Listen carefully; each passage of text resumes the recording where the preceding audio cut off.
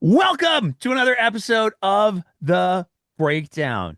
Our next guest, I feel like I'm going to have to do some tallying. I'm going to have to do some math because I feel like historically, Dr. Dwayne Brad, I think, has been the guest who's appeared the most on the show, but I think that might be upended after today because I'm very, very excited to welcome back to the program again.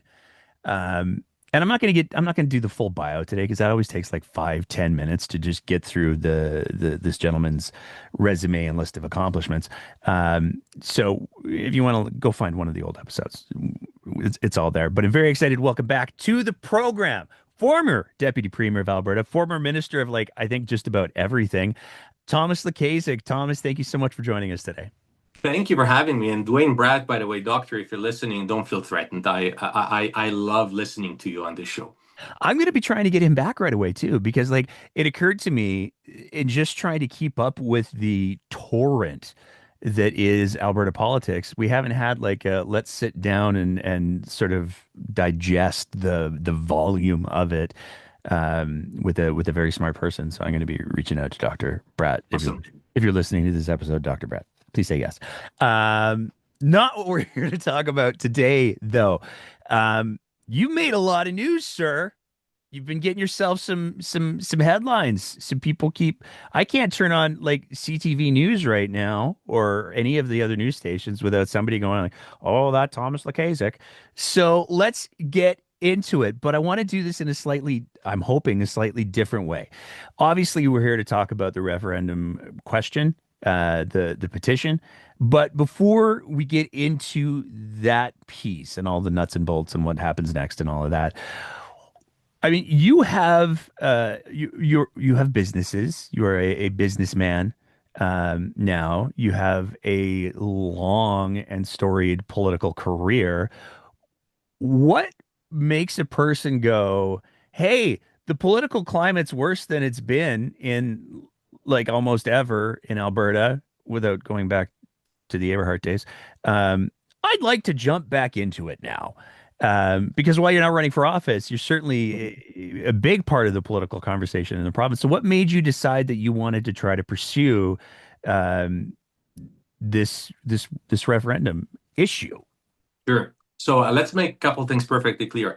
Yes, no, I am not running for office, and I have no plans. As a matter of fact, turned down an offer to run during the last federal election. And chose to assist somebody else. So that's number one. Number two, this truly isn't politics because it's nonpartisan. I've been so lucky to pull together a group that is working with me as forever Canadian on this file, which some of them are former politicians or organizers from very far left that make NDP look like right-wingers. And then we have very far right individuals. You know, one of them is one of the originating fathers of the Reform Party of Canada. So it's totally nonpartisan. Several reasons. One reason is that, and I don't want to sound sappy, but it is true. There isn't a day in my life that I don't appreciate Canada and being Canadian.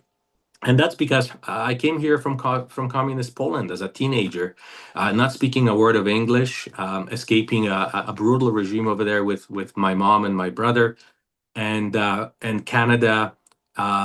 It surpassed any of our expectations as a host country, as a friendly, welcoming country that allowed us to start a new life. And hopefully pay back our dues to this country. And I know that there are millions of people out there who would give up anything to be Canadian. We often don't appreciate how Canada is viewed from outside as a beacon of hope, stability, and normalcy. So that's number one, the emotional side of it. Second side is from the economic perspective. These conversations about separatism, however unrealistic they may be, they actually cause harm. And we saw this in Quebec during their talks and referenda on separatism, business and investment virtually evaporated from Quebec. And I always use this example. Why Bank of Montreal's headquarters are in Toronto right now. They literally packed up and left Montreal. We saw this with Brexit, where Prime Minister Johnson thought like Danielle Smith, he can play politics. Well, he never thought that it passed, and the economy in UK has never been the same again. The entire financial sector moved to Germany and to France. And we see this today, every day in northern Spain and the Basque region, where it's one of the most impoverished places because nobody wants to invest. So there is economic damage. When businesses and investment looks at a country and there is one province that is toying with the idea of separating business and money like stability, they simply don't invest. And we saw Miss Nancy Southern, owner and CEO of ATCO, who already indicated that she's seeing the negative impact of this narrative. So that's second one. Third one, I guess I have four. Third one is that I believe that any conversation that is about the future of Canada, because this is not only about Alberta, this is about all of Canada, has to be led by Canadians who actually give a damn about the future of Canada as a whole. And it has to be a conversation premised on facts, laws, and realistic information, not disinformation or political spin. And lastly, I don't discount the dissatisfaction or anger that there may be among those who support separatism, that they're not happy about Alberta's role in the Confederation, or do we get a fair deal or not. Even though a lot of these emotions are not based on facts, but nonetheless, those are real emotions, and I respect that. But I firmly believe that the Premier of Alberta has venues where she can negotiate those things. For example, our transfer formula, equalization formula, has been put in by Prime Minister Harper, a conservative prime minister, and has never been changed since. He ran on the equal elected ineffective Senate. Well, he never has reformed it either. So it doesn't matter who is in Ottawa. It matters how we negotiate. But there are tables where premiers meet with prime ministers. There are tables where ministers meet with their counterparts. That's where negotiations take place. But they should never be with a gun held to Canadians' sort of proverbial heads, saying, if I don't get it my way, I'm separating it. I'm moving away. We didn't like when Quebec was doing it to us, and we don't want, and we shouldn't be doing it to others. So I don't want this veiled threat of separatism to be used for political gain, because that's exactly what it is. Instead of focusing on Alberta issues, and God knows there are many of them, or instead of negotiating in good faith, frankly, like all the premiers are, with the exception of Saskatchewan and Alberta, we choose to enter into this political standoff, which is not doing anybody any good. And I don't think anybody will argue that we are living in some of the most turbulent times in the world. Our best friend has turned out to be not so good. We have to forge new alliances, military ones, develop new markets for our goods.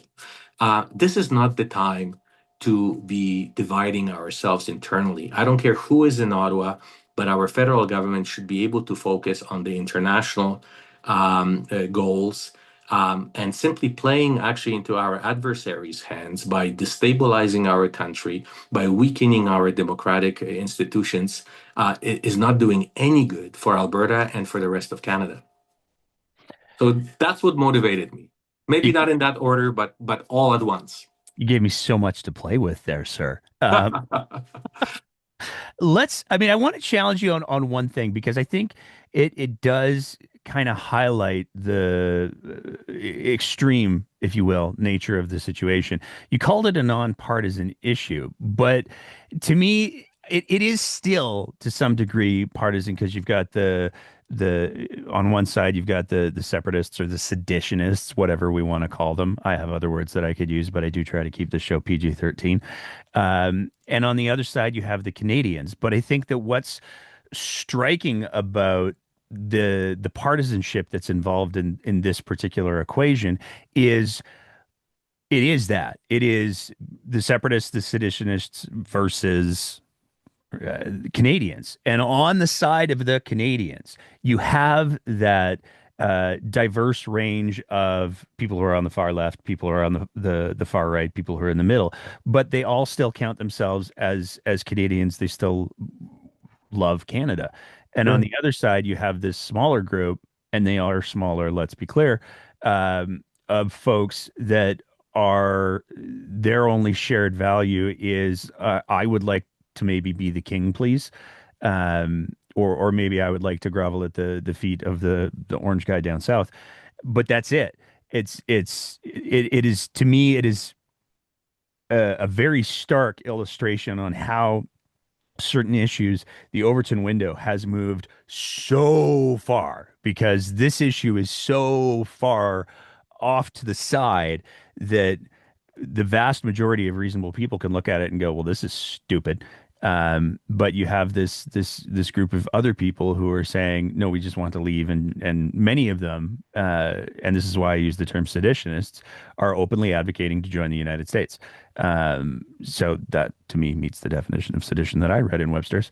But I want to talk also. I mean, what are your thoughts on that? Am I wrong? Well, I agree with you. The partisanship in that lies in the fact that most of those individuals who are promoting sedition or separation, whatever you choose to call it, and who are on that bandwagon, tend to be members of or supporters of the UCP party or now the Republican Party. So that's sort of where they come from. And that's part of the reason why our premier is dancing this dangerous dance that she's dancing is because she can't afford to lose him. So she's passing legislation to appease them, to make things easier for them, because she knows that if they don't support her, if they set up their own party, and by the way, they just registered a party called Alberta Party, that will cause a problem to Danielle Smith. So it is in essence a partisan issue. But I can tell you on our side, Forever Canadian side, uh, I have people who were not friends of mine politically. I have people now involved who frankly didn't talk to me because they didn't like me either personally or they didn't like my politics or whatever the case may be. But they're saying, here, let's work together. So it's actually for me personally, it's a very nice feeling because I'm sort of rekindling old relationships, or with either like-minded or adversaries. But this is what's uniting us. They see this as a nation building exercise, but also they see the irrationality behind this separation thing. Not only is it not attainable legally, because Alberta is in a much different position from a perspective of law than Quebec or Newfoundland for that matter, because of how we came about as a province into being, but also the logistics of it. Nobody ever answers to the fact that we would have to have our own embassies all over the world. We may not have access to the ports in Canada. We may not have access to the highways and rail lines. We may not be able to use our airports and NAV Canada for flying airplanes. And the list, and the military, and the list sort of goes on and on. For some reason, there is an assumption among separatists that we will keep what's best: Canadian currency, Canadian passport, Canadian citizenship, Canadian ports, Canadian highways, Canadian banking systems, Canadian everything, except what we don't want, and we will keep for ourselves. Maybe a little bit of a crude analogy, but it is very descriptive. It's like getting divorced and fighting your spouse on taking half the house and custody of children or everything, but say, but let's remain friends with benefits. I will still show up once in a while and enjoy, sort of the pleasant aspects of our relationship. Life doesn't work that way. If you want to go through a divorce, even if it was legally possible, you can't say, but I'm keeping this and this and that. It will be up to Canadians to decide what we're willing to share with Alberta. So, there is very little logical cohesion. But nonetheless, you know what? They're determined, and not deterred by facts. Yeah. And I think that's a key characteristic that I think is really important to highlight because they lie. I mean that's just they are misleading people. I mean, I've watched some of the live streams of the various organizations that are advocating for separatism, and there's all kinds of factual falsehoods that are embedded in, and all kinds of, as you said, flawed assumptions that are baked into their arguments, and that is to me not a good faith conversation. I want to explore a little bit before we get into the nuts and the bolts of the campaign that you've initiated here. Um, the the one of the things that I found striking. Here's how I'm going to come at this. And you talked about Danielle Smith trying to walk the fine line of appeasing everybody. I watched the town hall that she did with Mitch Sylvester and Scott Sear. And the conversation, I mean, Mitch Sylvester, he's one of the people who's most strongly advocating for separation. He goes way back with TBA. He goes way back with the Alberta Prosperity Project. Scott Sear is a fascinating individual. As I say that to avoid any kind of legal problems. But uh, at one point, it was a bold choice, I think, to let Mitch Sylvester MC the evening, because he ended the evening by saying to people, okay, how many people want to separate? And there was a good number of the people in that crowd who are a very small sampling and not representative of Albertans en masse, for the record. But there was a good, chunk of who were there specifically to have that conversation. And they were like, yeah, let's do it. Woo. And then Danielle Smith was like, okay, and what about my pitch? And there was like one guy in the back that was like, it might not suck. And that was it. Like, she's lost the support on this issue. And I think that one of the things that I'd like to get your thoughts on is, because the folks advocating for separatism are so single-mindedly passionate about this issue being the panacea to all their woes. Um, do you think Smith can put the toothpaste back in the tube on this one, or is it going to come back and is is she in trouble? He's in trouble. And actually, it's Kenny who started this process. We have to go back a little, but when there was a strong anti-vaccination movement, COVID vaccination movement, and take a look at the names. Many of those names who are supporting now separation are the same individuals who were, Dr. Modry would be one of them in front of legislature.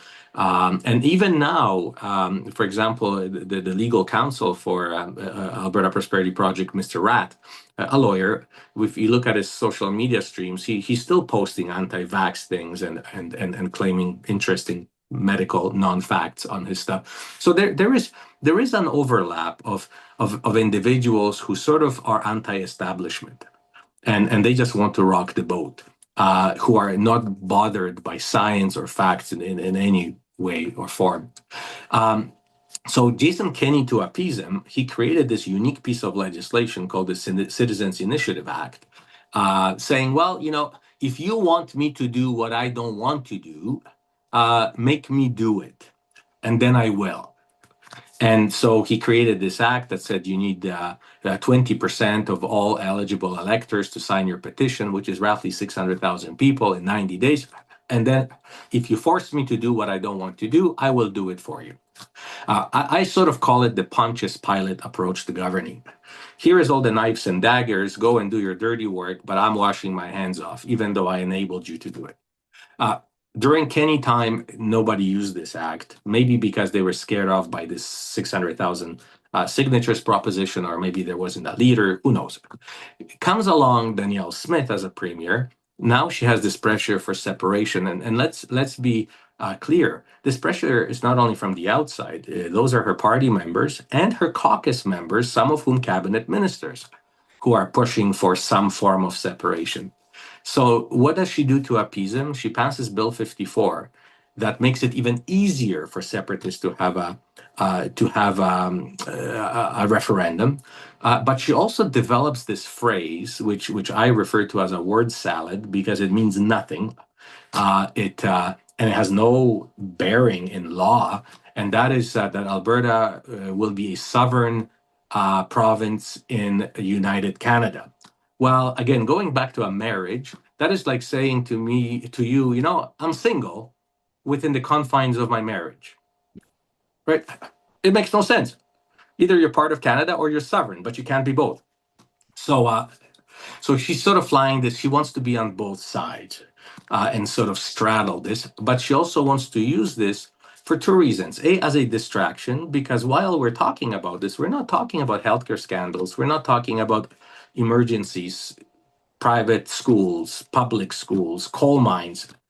So it's a distraction. And second thing is she uses it as a as a sort of a gun to hold against Ottawa. Recently she said, if you see rise of separatism in Alberta, blame it on Ottawa. No, blame it actually on the legislation you just passed, enabling for this to happen. As a premier, who, like any cabinet minister, swore an oath of allegiance to His Majesty and to Canada de facto, take a position. But you can't have the benefit of both. So she's trying to stay alive. She needs to keep both ends happy. And there are severely normal, pragmatic people in UCP party that want nothing to do with this. So now, how do I keep them both happy? So she developed this phrase, and hopes that it goes away. But I think what she will do is she will call an early election, saying I need a mandate, and try to clean her caucus out of those individuals. But she has another problem. She has now the Republican Party of Alberta, which is stealing votes from her. I understand on Saturday there will be an announcement that the Progressive Conservative Party of Alberta is being reconstituted. So they will be nipping at her from the left and from the right, and she can't afford to lose any seats because, as you know, in Calgary, several of the MLAs, including Mr. Ameri, the Minister of Justice, just won by a handful of votes. They can't lose any votes. So she is singularly focused on staying in power and being a premier at the expense of Alberta, our business in Alberta, and Canadian unity. Do you think that Smith should have learned from Kenny's mistakes? Because, like, there's two pieces here. One of them is everybody in the province, I think, who follows politics, watched Jason Kenney sitting down beside the drapes and playing with matches and going, I can play with the matches and not set the drapes on fire. I can play with the matches and not set the off. The drapes are on fire. And to me, the thing to do would be, I'm not going to play with matches near the drapes. That would be the lesson perhaps to take out of that among many. But another one is Jason Kenney tried to placate both sides. It did not work for him. If anything, it hastened his downfall. Danielle Smith is trying to placate both sides, and she's almost at the point now. Like, for context, today's July 2nd when we're recording this. And I watched part of her press conference today where she was announcing the expansion of the Alberta Provincial Police Force. And she was asked explicitly if she would sign your petition. And her response was, I'm going to just throw all of the words at the wall. None of them will be yes. None of them will be no. And Albertans will make, I don't want to presuppose, Albertans will make decisions. Will you be signing or endorsing Thomas Lukaszuk's petition for Alberta to declare its official policy to remain in Canada, and why or why not? I'm going to let the various processes play out. I understand that the Chief Electoral Officer affirmed the question that had been put forward by Mr. Lukaszuk, and so we'll see if he's able to get the requisite number of signatures. I gather he submitted it under the old rules, so I think he needs 293,000 signatures. So I'll wait and see if he's able to accomplish that. Instead of saying, yeah, you know what, there's a referendum coming and is asking whether or not Alberta should stay in Canada, I believe that we should, so I'm going to sign the petition. Instead of saying that, she offered up a bunch of words. And I suspect that what happens is both those severely normal Albertans that you were talking about, who are members of the UCP, go, what the hell is that? And the people who are the separatists, who are the members of the UCP, are looking at that and going, what the hell is that?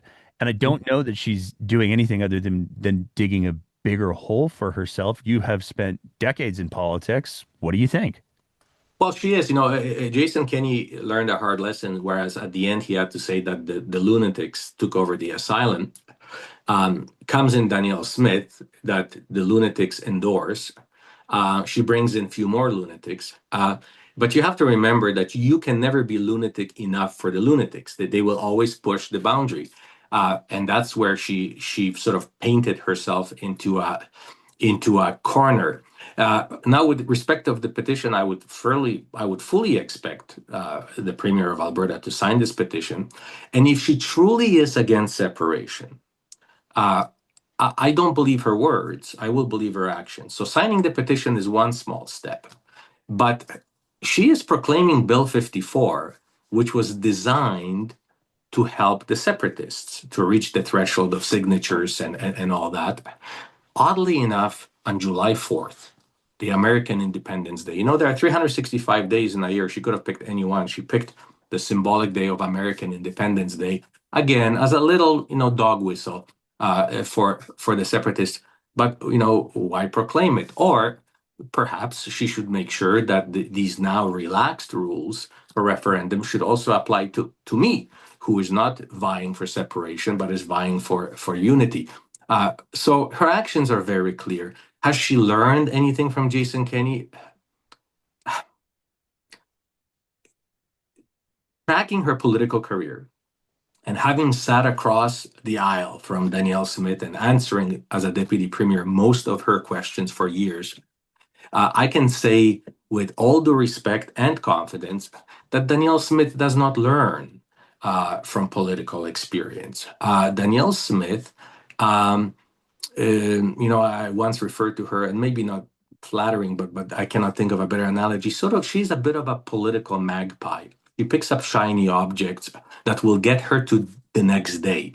And next day, she will find another shiny object. So if you think that appeasing your base will be actually saying that chemtrails are real and maybe Pentagon is spraying Alberta, she'll say it, because it'll keep a certain group happy. When another group comes out and says, Premier Smith, you're crazy, when you say things like that, she will say, well, yes, I didn't research it enough. If being Cherokee or Ukrainian for one day and then the next day, carries the day, she will say what she has to say to get her through the day. But at the end of the day, this is not a ideology. It is not a cohesive political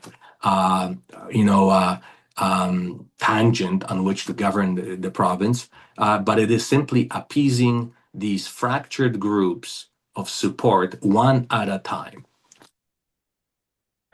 Let's talk about the impetus for the question to begin with. I mean, you talked about your reasons at the start of the show. What made you go, you know what, I'm going to beat these guys to the punch? It's actually funny. And if anybody says Lukaszuk is crazy, I will concur with them. Because my mind works in different ways. And it was literally about 2:00 in the morning. And I was either awake or woke up. And this thought crossed my mind because, I know how legislation works in general. I haven't actually read that specific act. But usually the way processes like that work is that when multiple applications are filed, they are usually reviewed in the order in which they were filed. And the first one that is approved, that's where the review ends because we have a winner, and that's it. So next morning, I called a colleague of mine who is a constitutional lawyer, very seasoned, respected lawyer in Edmonton. And I said, tell me if I'm crazy, but take a look at this act because I actually read the act in the morning. Am I correct in assuming that the application that is filed first and meets all the legislative requirements and constitutional requirements will be the application that carries the day? And my friend got back to me and says, no, you're 100% right.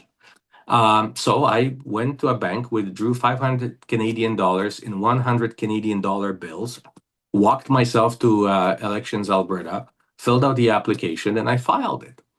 And my application was first. It met all the legal requirements. Hence, it was approved by Elections Alberta, which means that anybody can file additional applications, but they simply will not be approved because there already is one. The law clearly says that there can only be one question on a given subject matter asked at a time, and additional questions or similar questions cannot be asked for 5 years. So once you get that spot, you're blocking all others for 5 years. So, that's exactly what I did. And I'm asked often, why is it that, the pro-separatists never file theirs? And I can't read their minds. But two things come to mind. Number one, I think they know that they need the help of these relaxed rules coming forward on American Independence Day, because they don't have the confidence that they could actually raise that bigger number of signatures. I do. I don't think there's going to be a problem playing by the old rules.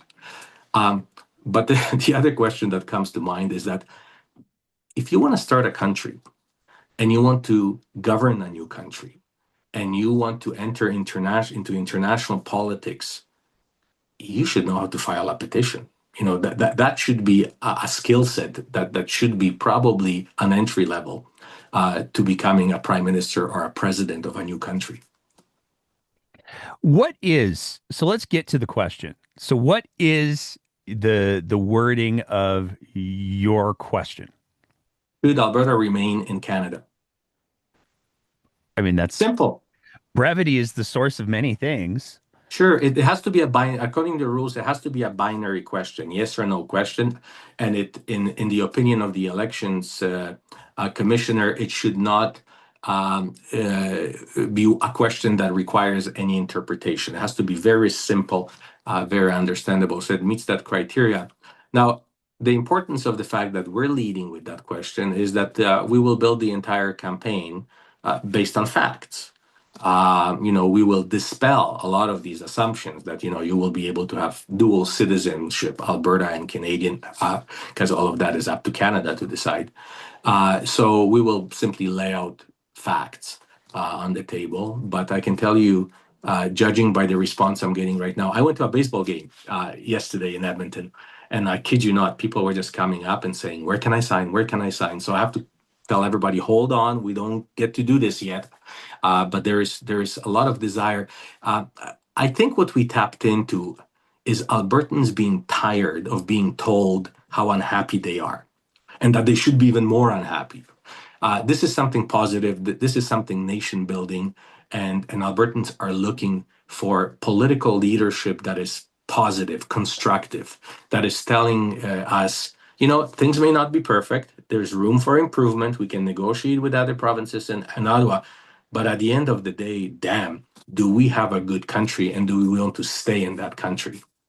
I mean, that's the thing that's so striking about this to me, is that you've managed to take, there was a lot of when Danielle Smith introduced the rules, there were a lot of people going like, oh, this is about separation. Sure. And you take a look at the comments that she made during her leadership race, where she was very, very clear that the Alberta Prosperity Project and Dennis Modry was her plan B if Ottawa didn't do exactly what she wanted. So she's been open to the idea of separation for quite some time. And they went as far as they actually flew to Washington, Dr. Modry and others. And in Washington, D.C., they were negotiating the terms of Alberta becoming a 51st state. Now, let's be clear here. In politics, nothing happens within the nod of the Premier's office, especially as monumental as this. Dr. Modry is a good friend of Danielle Smith. Dr. Modry is the one who was negotiating on behalf of, what are those two reverends or pastors from Calgary called, with a Polish last name, Artur Pawlowski. Dr. Modry was the one who was negotiating an immunity for those individuals, because Danielle Smith didn't know that as a premier she cannot grant immunities. So he is a very close friend of the premier. So he doesn't fly to Washington negotiating a merger between Alberta and the United States without her at least having a knowledge of it. Well, and she didn't condemn it. And I think that's again right. Goes towards, at what point does the leader of a province stop playing politics and start demonstrating leadership? Because it would have been very, very easy for her to say, Dr. Modry and his black-hatted friends have no standing whatsoever to have this conversation. And if the United States government chooses to engage with them, they're only showing how little they understand about how our process works. This is silly. It's never going to go anywhere. She didn't say anything even close to that. See, there are two theories of leadership. And there is one that says, find a parade and just go in front of it. And now it looks like you're leading the parade, right? The other one is that often you have to do actually unpopular things, things that people initially don't want, but you have to show them the facts and lead them in a different direction, because even though it may not seem apparently as the right thing to do, in a long term, it will be the right thing to do. Now, which one is easier? It's easier to jump in front of an existing parade and pretend that you created it and you're leading it than making unpopular decisions. But put a referendum out and say who wants a tax increase, nobody will vote for it. But sometimes you have to increase taxes if you want to run a country, and that's where true leaders shine, when they can take maybe initially unpopular position, and then 10, 20 years later, people say, this guy had vision and guts to actually bring this forward, and thank God he did it, because imagine where we would have been if he or she didn't do that. I don't see, unfortunately, and I hate to always have to speak negatively about her, because she may be a very nice lady as a friend, but I see zero leadership. You want chemtrails, you got chemtrails. You want anti-vax, you got anti-vax. You want, get rid of vaccinations right now and make people pay for it, you get that. You want private schools, you get that. There is no ideology, there is no vision, there is no sort of a plan where, under my premiership, Alberta is going to be in 10 years. No, it's just let's survive one day at a time, making those individuals, groups happy. And that is not leadership. And ultimately this province will pay for it. Because there will be a next premier, and it won't be me, of this province, who will have to put this Humpty Dumpty together again. Well, I think that's part of the piece that I suspect is why you're getting the response to the petition and people wanting to sign. Danielle Smith seems to, more often than not, if not always, govern from a place of generating anger or generating fear. There's always somebody who's attacking us. There's always somebody who's trying to subvert us, and we have to take these unconstitutional, in some cases, steps in order to prevent these attacks. And this isn't that. This is you're wandering dangerously close to politics with this, because it's giving people the opportunity to say, you know what? No, I am proud to be Canadian, and I want to stand up for that. That's an easy thing that I can do. And I think that's if I was to speculate, I would say that's probably why the buy-in has been to this point so significant, because people are tired of the rage inducing strategies. This is just like, hey, we're cool, right? And at a time, and we the voters are partly to be blamed for that. Because we elected this government, but that's okay, buyer's remorse. But we need to pay attention to news, to facts, and find them yourself and from credible sources. So in a week where the Minister of Finance announces a surplus budget, this is the only province that has a surplus budget. In a week where the Energy Minister says that this year Alberta will produce and sell more oil than ever in the history of this province, literally in the same week, there is a ship in British Columbia loading Alberta's natural liquefied gas and taking it to Asia. We are claiming that we are hard done by, and that the rest of the country is blocking us, and yet we are reaching all these high marks. Now, could we sell more? Possibly.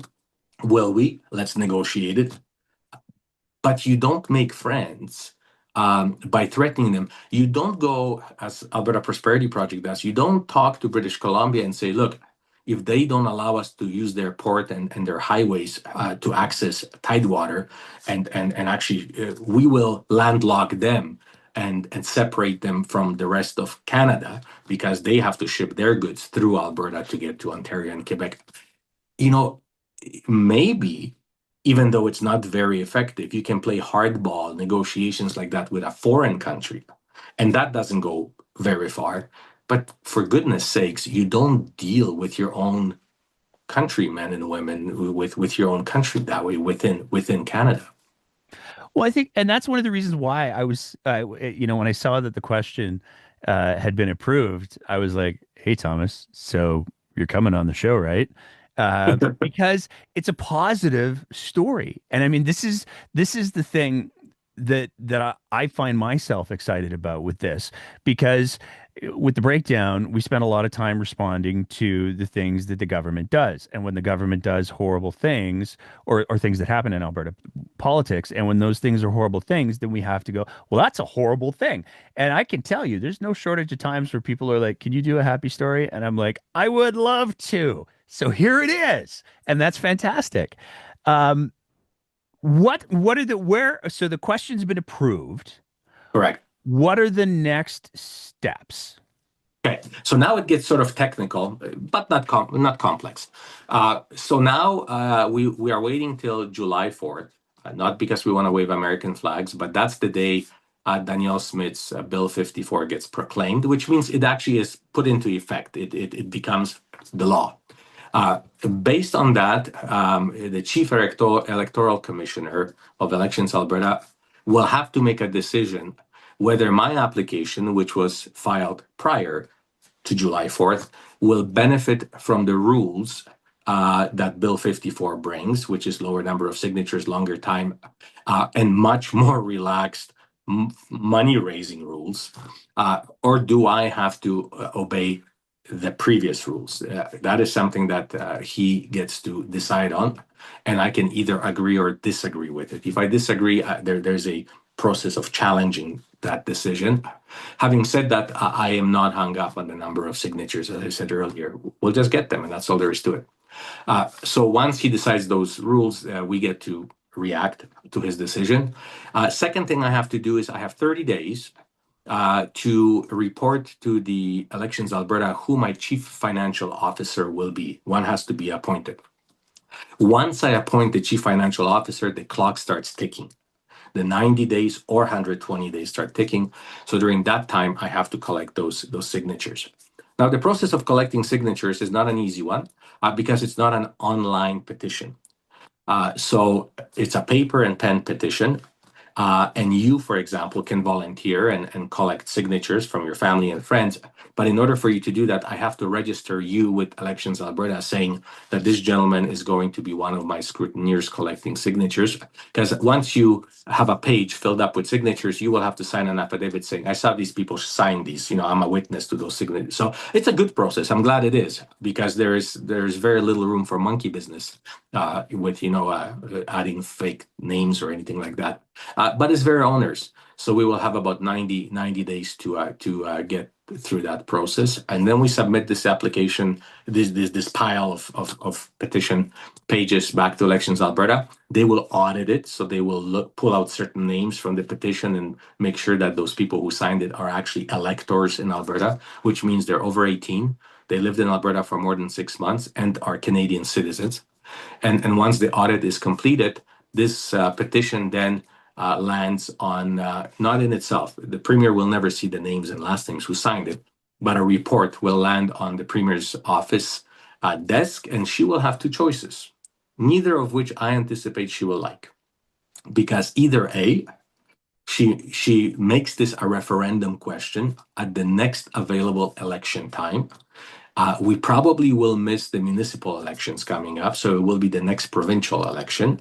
Or she can put that question in front of the legislature, where all the MLAs get to vote on it. That would actually prevent a referendum. But I'm not sure if Premier Smith is going to like that option, knowing that in her own caucus, there are members who may stand up and say, we are pro-separatists and we don't want to adopt unity as official government policy. That would be wild. Yeah, if I was Danielle Smith, that would not be the option that I would entertain. Now, I'm curious because one of the things that Danielle Smith has said is we will be having a bonus referendum election of some kind. She's got this Alberta Next panel full of videos that are reminiscent, I'm sure, of certain periods in your home country, where she said we're going to have a referendum. We're going to do this.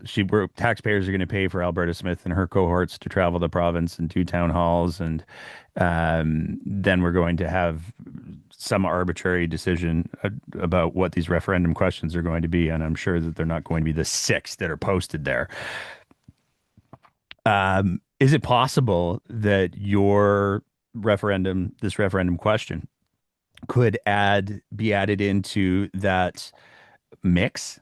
If she chooses not to take that legislative option of a vote in legislature, she will have no choice. She will have to put that question to a vote, to a referendum vote. This panel that you're telling me about, I actually took a peek at this. I didn't participate in it yet, or maybe won't, in this questionnaire that she has online. My goodness, is it ever leading you towards one direction? This actually, you mentioned my home country way back then, communist Poland. There was a joke at that time how the system worked, and the system worked like this. Nate, I have two sets of pajamas. One is striped, one is checkered. I'm taking the checkered one. Which one do you want? That's exactly how it works. When we set up an independent police force, what do you like about it the most? Well, there isn't one box when I say it actually sucks, I don't want any of it.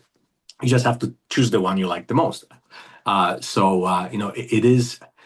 It is offensive, not only to all Albertans, but to democracy. We have become very forgiving. And we are starting to sort of accept those things as if they were normal.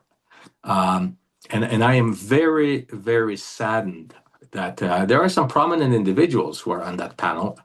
And I know that they were not involved in creating this website and these questions, because they were announced as panel members on the same day as this questionnaire. And I would hope that those individuals on that panel will have the integrity to say, I don't want any part of this. I hope they have the integrity to step down from that panel. I don't disagree. There's a couple of names, I'm not going to say them, but there's a couple of names on the panel where I was like, oh, that's an interesting twist. And then I did the same thing where I checked out the website. And to me, anytime that you're going to say, we're going to do consultation, but first you have to watch this like 8-minute video, it's mandatory. You can't click past it. There are going to be lies in these videos, and there are demonstrable faults that have been documented in these videos. And then we're going to ask you questions that are very much like the pajama question, where it's not, do you want this? Yes or no. It's, what do you love the most about the singular choice that we're presenting you? And that's not consultation. It's bad corporate training, and it's sales pitch. I am certain I can think of at least 2 names on that panel that they had no idea that this was the branding exercise. So now my challenge to them, and you know who you are, is step down from this panel, because you're fronting that website. That's part of the research that you're conducting, and you will be incorporating into your report. The question that really, and that's probably because I'm an immigrant myself, but the one that proposes taking away benefits from immigrants. Well, that 100% defies the reality. Number one, if you look at statistics, first generation Canadians have a much higher employment rate than the rest of our population. Why? Because they work crappy jobs, and usually 2 or 3 of them to make ends meet. There are no extra benefits available to immigrants that are not available to other Canadians. And refugees, yes, they get some assistance upfront, but those are usually federal benefits that they receive. But see, it's creating this narrative that, again, we're victimized by immigrants, by Canadian immigration policy, whereas less than 1 year ago, and anybody who wants to play a YouTube video, feel free to do it, Premier Smith was chastising Ottawa for not letting more immigrants into Alberta because she wanted to grow Alberta to 10 million people by 2030. That's why I've said, let's have an aggressive target to double our population. I'm going to put this out there because I've said that in the throne speech. And I want people to understand how important that is. We have to be that bastion of liberty, and people are going to want to come here. And we want to embrace them, and we want to be able to build this place out so that we can actually have the political clout in Alberta that we deserve. Because right now, we're being treated as a junior partner by Ottawa. And if we end up with the strongest economy, we'll double our oil production. You want to go from rough numbers, you probably know the number better than me, 4.7 million, roughly? We're almost at 5 million. We'll okay. 5 million so you want to double it to 10 million? Yep, I do. Yep. Well, you can't have a cake and eat it too. I just find, like, to me, that there's these certain benchmarks of how catastrophic things are getting. Like, this is when we know that we're in a lot of trouble. This is when we know that things are getting really, really bad. The erosion of guardrails. I mean, the changes that she made to the Conflict of Interest Act, that was like, whoa, whoa, whoa, whoa, whoa, whoa, whoa, this is a problem. The consolidation of power, whoa, whoa, whoa, this is a problem. But when the punching down on LGBTQ2S plus youth, and then the clip of the video, the interview that she did with Juno News, we're definitely not True North anymore, where she said, if you take a look at the housing crisis, if you take a look at the cost of living crisis, and if you take a look at the healthcare crisis, this is all directly a result of too many immigrants, you guys. I'm paraphrasing, but that is, like, I'm not paraphrasing wildly. There was a very good reason why we were doing that Alberta's Calling campaign. We were calling to those who are unemployed Canadians in other parts of the country to come to Alberta. What we didn't anticipate was that the federal government was going to completely let off all controls of all streams of immigration at that time. Temporary foreign workers, asylum seekers, international students, as well as the other immigration streams. I think that 1 year period, instead of a normal amount of immigration and newcomers arriving, which would be about 1% of the population, so maybe around 400,000 people a year, they had 1.8 million. And you've seen the result of it. The reason why housing prices have spiked, why food affordability has spiked, why affordability on every front has spiked, is just because if you have too many people chasing too few jobs, too few homes, and too little employment, you're just going to end up causing problems. So the federal government blew it. Here is, I mean, it's, I guess, similar. It's a little different. They want jobs for their children. Yep. They want them to be able to go work at the Tim Hortons down the road, Correct. like they did when they were a kid. They want to be able to afford groceries. They want to be able to take their kids to the hospital and go through an emergency line when they're having a problem, Yep. and be seen within a few hours. And they don't even view that, I think, as, oh, Danielle Smith is not spending enough on healthcare. They think there's too many people in line in front of them. And I think there's legitimacy to that. But that, to me, is like, once you go down that road, history's very, very clear, and it's not clear in a good way. Scapegoating. Well, no, we have to be open and clear about it. I don't know why we are so scared to bring up history. I spend a lot of time with people much older than me who tell me that this is very reminiscent of Germany 1932-33. You find minorities and you blame them for everything, right? And that's how it started. Holocaust did not start at Auschwitz. It started about a decade prior, that normalized all this and resulted in Auschwitz. And that is why, I'm doing what I'm doing. This is going to cost me a whole summer and fall, probably, campaigning. It's going to cost me personally a lot of income to do it. But, we need to stand up and we need to call it out. And that's exactly what I'm doing. These issues are critical. But the idea of separatism is one where we definitely have to draw a line and send a clear message. No, not 600,000 signatures. Let's get a couple million signatures if we can, to send a clear message to the rest of Canada and the world that our unity as a country, our love for this country and everything it stands for, our appreciation for soldiers, Canadians that died fighting for this country, as recently as Afghanistan and as long ago as World War I, is not something that we are willing to just throw away because few individuals who are not happy, for whatever reason, are willing to fritter it all away. Yeah. As you were saying that, I was thinking about I was reading a post yesterday from a historian who specializes in German history. And one of the things that they said is, I keep seeing all of these pictures of the, was it alligator Alcatraz, they're calling it in the States? Yes. And people are saying this is how the Holocaust started. I want to be very clear. This is several steps in. And that was like a very, very powerful, this is, and it requires of us, I think, to say, no, this is wrong. And that's what I love about this petition is that it says, no, we are Canadian. And there's one more aspect that we need to talk about. And I should tell you, I actually will be sending out a letter today, an email to all leaders within our First Nations, all chiefs, elders, and any and all groups, associations, and societies that are operated by First Nations. Because this whole conversation about separatism and Danielle Smith's allowance of this conversation to happen is a great affront to our First Nations. Now, I guess I'm a social studies teacher, so I get to do it. First Nations signed their treaties, not with Ottawa, but directly with the Crown, with Buckingham Palace. They had their treaties in place before 1905, when Prime Minister Laurier decided to create Alberta out of Canada.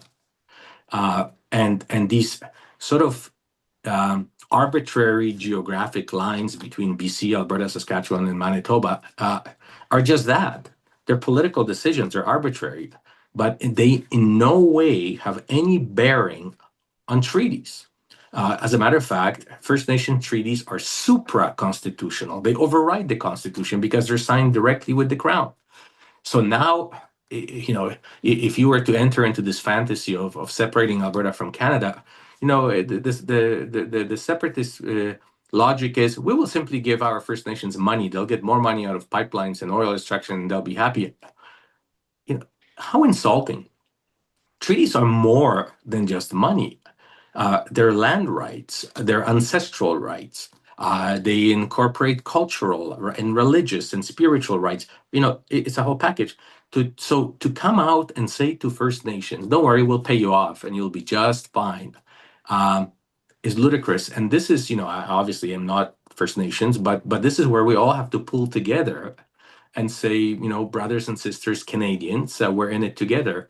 And you will find that in my letter, I and our group will be offering assistance to First Nations if this ever ends up in court. We will seek intervener status because, again, it's like that poem, when they came for Jews, I wasn't Jew, I didn't care. When they came for workers, I was in labor movement, I didn't care. And then when they came for me, there was no one left to help me. We need to stick up for each other because this sort of picking us apart one by one is something we can't allow to happen. The First Nations piece is so critically important because it is so poorly understood by so many people.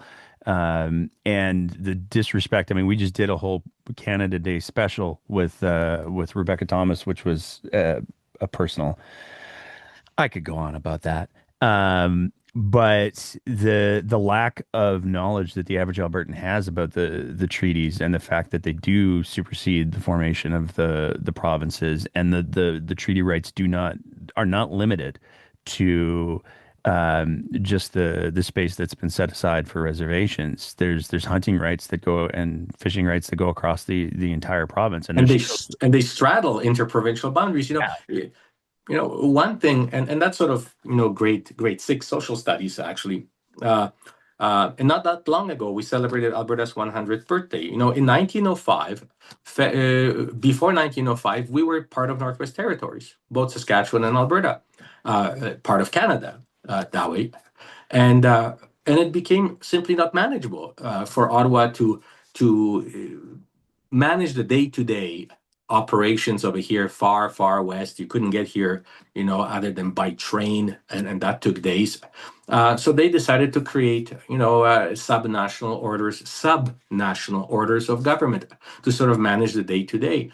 An Alberta Act was passed in Ottawa in Parliament, and the Saskatchewan Act was passed on September 1st, 1905. And they created these provinces. Obviously, they took a ruler and along surveyor's line drew these nice straight lines to create Alberta. They took the Rockies in our southwestern corner, and that's how arbitrarily this province was created. We must remember that Alberta never joined Canada. It was never a separate entity that joined Canada. We were simply carved out of Canada. And and even though this is as hypothetical as separation would be, but there is nothing preventing the federal government from rescinding the Alberta Act, because that's what brings us all together. The other piece with the First Nations part that drives me bonkers is and again, I go back to the fact that when these folks are the separatist folks, when they're traveling the province and they're doing their traveling roadshow, they're misleading people. They're misleading the people that they are trying to get on side. They're misleading people on their own team. They're perpetuating a lot of myths and falsehoods to the people on their own team. So they're willing to intentionally or unintentionally lie to the people that they are most aligned with. And so, let's put that in a little box over here. And those same people are saying to First Nations folks, nah, it's cool. You can trust the white people this time. On behalf of white people, please don't trust us this time. No. And First Nations are very wise. Yes. And they also have very good legal counsel, and I'm sure they're very very much alive to this issue. But for those who choose to travel the province and lie, we live in a free country. That's their prerogative. I blame the people who actually choose to pay money to go to their town hall meetings and listen to those lies without questioning them or contradicting, those lies. So that's, I don't blame the snake oil salesman. I blame the guy who's stupid enough to buy it, right? So that's one thing. But there comes a time where our political leaders, particularly the premier, should step in and say, no, not under my watch. And if it means end of her political career, you make those decisions. And, I'm not going to get on a soapbox, but, Doug Griffiths and I voted against Bill 10, the bill that was to really put gay LGBTQ kids in a horrible situation. And we voted against our own caucus because there are certain hills that are worth dying on. And I hope that Danielle Smith at least will consider this hill worth dying on. And I can tell you, there is life after politics. Staying in power is not the ultimate goal. But it seems at this point in time, they will do and say anything to anyone in order to just stay in power. You teed me up for my last question, but I have one other thing that I want to throw in before I throw you my last question. What do people look for next? So if somebody is, you have some interest. If somebody is going, oh, I want to be one of those scrutineers for Thomas in Camrose, or I want to sign the petition, I'll drive to Thomas's front door. Don't drive to Thomas's front door. I'll whatever it takes. I want my name on that thing. Where should they be going when the starter gun goes off? Because I understand that there's some administrative processes that have to happen, but when the starter gun goes off, where do people need to be standing so they can hear it? So what will happen is within the next couple of days or so, we will be launching our website. And the website will have a way for volunteers to register themselves. because that registration has to be forwarded onto Elections Alberta, which we will. So you will basically have to enter your contact information, your name, last name, your email, phone number, and address. We are bound by legislation to protect your private information. That's part of the process, so you don't have to be worried about submitting. Our website is super protected. And that's audited as well. So we have to make sure that we live up to the highest standards with maintaining information. But once you're registered, you then, on our behalf, can collect the signatures. So I would say to you right now, stay tuned. Follow me on social media, on X, Lukaszuk AB, or on Facebook, or on Blue Sky. I will be informing you. But media has been exceptionally kind, including yourself. You will be promoting where the website is, and that will give an opportunity for anybody. And the fact is that, yes, we need as many volunteers as possible in every part of the province. And let's just blow this out of the water. Let's not worry about minimum number of signatures. If you love this country, if you're waving a Canada flag or enjoying the fireworks yesterday, if playing of our Canadian national anthem sort of stirs you up a little, sign the damn thing, and let's send a strong message. And that does not mean that you approve status quo. That does not mean that you're 100% happy with the way things are. It means that you're Canadian first, and then us Canadians will sit down over time and we'll hammer things out like we always have. Beautiful. I don't suppose do you have the domain name? Yes, it'll be forevercanadian.ca. Perfect. Excellent. Yes. So here's my last question for you, because like I said earlier, we're recording this on July 2nd, day after Canada Day. And Danielle Smith was asked in the press conference if she would sign the petition. And again, here's the thing. It costs her nothing other than integrity to not sign it. She doesn't have to say, I'm taking a position on this. She can just say, yeah, I think this is a question that should be asked. And she has not, as of yet, publicly committed, to my knowledge, that she will sign the petition. She's trying to do that straddling the both sides thing. And so here's the question that I have for you. Jason Kenney got himself into all kinds of trouble because he tried to appease everyone and not take clear public positions. He tried to word finagle and play politics more than provide leadership. Do you think the separation question is going to be Danielle Smith's COVID? It could be. It could be. Unless she comes to the conclusion that in life, integrity is much more important than keeping your job. And we have seen examples of it. The former CEO of Alberta Health Services is a good example of it. Individuals during COVID who were administering vaccinations and putting themselves in harm's way. And we see many examples of people choosing integrity over a paycheck. This will be Danielle's opportunity to actually, in a way, vindicate herself, that she finally found a hill that is worth dying on. And, maybe she will actually gain more support doing that than she will lose on the other side.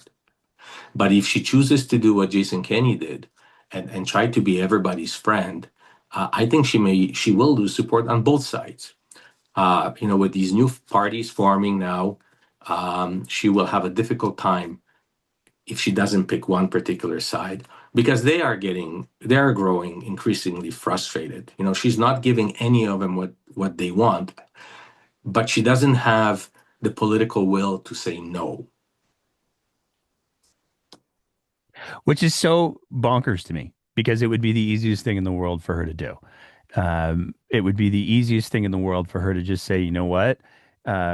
Screw it. I'm going to go retire in Panama anyways. So I'm going to take a position, and my legacy, instead of being the person who emboldened separatism, will either be the person who led the charge on separatism or led the charge to make sure that Alberta stays in Canada. I mean, it's, to me, I struggle, Thomas. I do. Well, but that's what happens. And we see this over and over again. That's what happens when you stand for nothing. right? If you don't have a clear ideology, she says she's a libertarian, and so does her tattoo on her arm say, but she's not. Because I have never seen a premier centralize so much power in her office as she has. She is anything but a libertarian. She says she's a conservative, but she's not.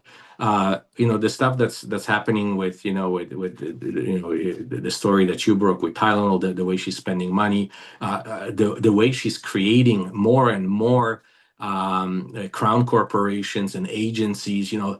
I would expect NDP to do that. Have 55 health authorities and 5 deputy ministers and a whole bureaucracy. That is not a conservative thing to do. So we established she's not a libertarian, she's not a conservative, for certain. Her spending, frivolous spending, definitely would indicate that.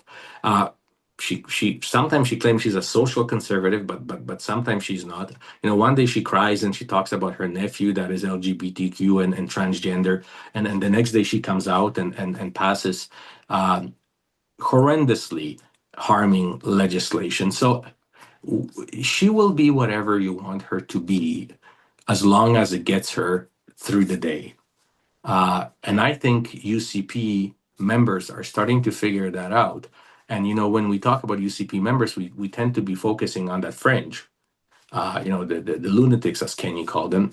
But I think the moderate, the average, the old PC people who joined the UCP, they're starting to notice it as well.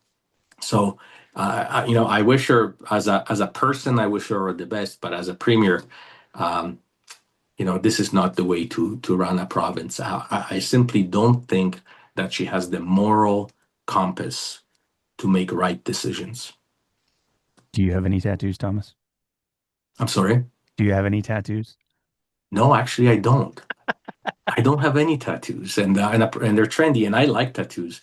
When I was in legislature, I won't reveal who, but one of my chiefs of staff, always wears a suit and a tie, and was a sort of, very business-like sort of appearance individual. And one day we were traveling and we're staying at a hotel, and he used to say, I'm going for a swim at the hotel. And I said, I'll join you. I could actually use a swim after a long day as well.